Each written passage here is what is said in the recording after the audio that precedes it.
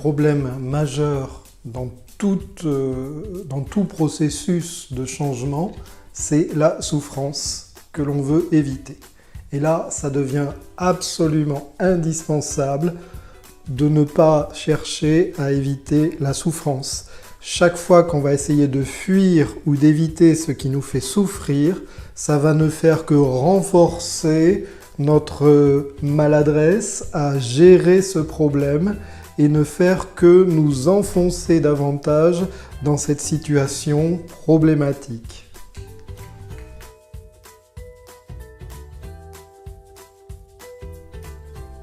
C'est un peu comme si on opposait la souffrance et le bonheur, comme si on en faisait deux choses contraires, alors qu'il s'agit plutôt, l'un est plutôt la constituante de l'autre. Je vais vous expliquer ça. On pourra même dire que la souffrance et ce qui nous fait souffrir est un ingrédient du bonheur. La souffrance est un agent de changement. On peut dire que c'est une fonction biologique que nous avons, nous les humains, qui va venir contribuer à la motivation. La souffrance est une chose qui va nous forcer à innover pour survivre, pour vivre, pour exister. C'est pour cette raison qu'il est important de ne pas trop faire taire la souffrance à coup de médicaments, à coup d'alcool, à coup de dérivatifs. Par exemple, dans ma vie, il y a très longtemps, j'ai vécu un licenciement dramatique et très injuste. Ça a été très difficile, je me suis battu, prud'homme, etc. Et finalement, à y regarder depuis aujourd'hui, ça a été le coup d'envoi de toute cette seconde vie professionnelle que j'ai pu mettre en place dans le domaine de la thérapie, etc. C'est toujours dans la difficulté qu'on a fait preuve de plus de créativité, de plus d'adaptation pour pouvoir évoluer et s'adapter.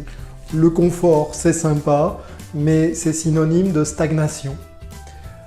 Ça nous met dans une sorte de repos immobile, ça permet de conforter les choses, mais ça ne nous fait pas évoluer et surtout ça n'encourage pas à donner le meilleur de soi. Le vrai bonheur réside dans le fait de résoudre ces difficultés et ces problèmes. C'est là que j'ai une véritable satisfaction d'avoir poussé un petit peu au-delà, d'être sorti de ma zone de confort pour pouvoir évoluer et surtout obtenir, atteindre ce qui était un objectif, un besoin d'amélioration ou tout simplement un besoin de mieux être. Si vous êtes malheureux, c'est peut-être que votre inconscient est en train de pointer un problème que vous n'avez pas affronté.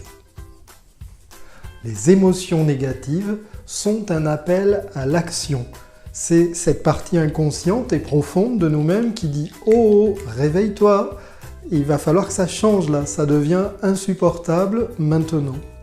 Et là, vous comprendrez, parce qu'on l'a tous fait, travailler sur ces sources de problèmes sont à l'origine d'une joie immense et c'est une véritable source de bonheur que d'avoir surmonté quelque chose qui nous taraudait depuis tant de temps. Dans le choix de nos problèmes à résoudre, il y a cette chose intéressante qu'on appelle la loi de l'effort inversé du sociologue Alan Watts.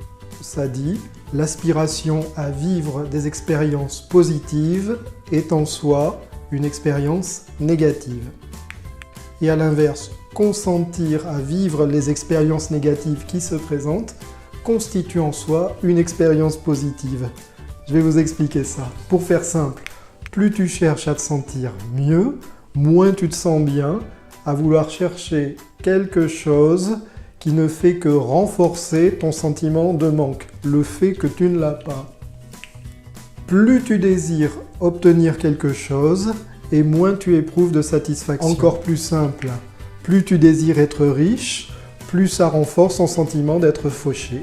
Conclusion, il ne s'agit pas d'aller décrocher la lune, mais tout simplement d'aller regarder et affronter ce qui nous pose problème, ce qui génère des souffrances dans notre vie. Ce sont là des appels qui vont nous permettre de voir, d'agir, de pointer avec créativité ces choses qui nous plombent.